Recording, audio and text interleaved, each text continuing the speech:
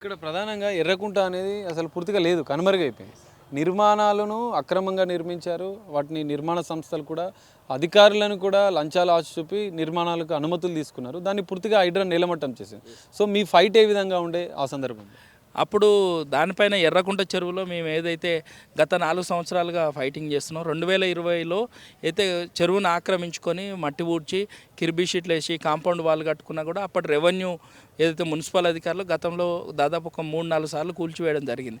కానీ ఏదైతే బీఆర్ఎస్ ప్రభుత్వం ఏదైతే ఎలక్షన్ల ముందు విచక్షణ రహితంగా చెరువులోనే అనుమతులు ఇచ్చిన పరిస్థితి, 3 అనుమతులు ఇచ్చారు. దాంట్లో హైడ్రా 3 కూల్చింది, ఇంకొక 2 బఫర్ జోన్లో ఉన్నాయి. కానీ చెరువు ఎక్స్టెండ్ 3 ఎకరాలు ఉండే, కానీ ఈరోజు ఏదైతే జైంట్ సర్వే జరిగిందో దాంట్లో కూడా 2.5 ఎకరాలు వస్తుంది. అంటే ఇంకొక అర్ధ ఎకరం కూడా ఎన్క్రోచ్మెంట్ ఉంది. ఇప్పటికే ఏదైతే ప్రభుత్వం హైడ్రా దాని పరిధిలో కూల్చివేతలు చేసిందో, కూల్చివేతలకు ఏంటంటే స్థానికంగా ఉన్న మున్సిపల్ రెవెన్యూ హెచ్ఎండి అధికారులు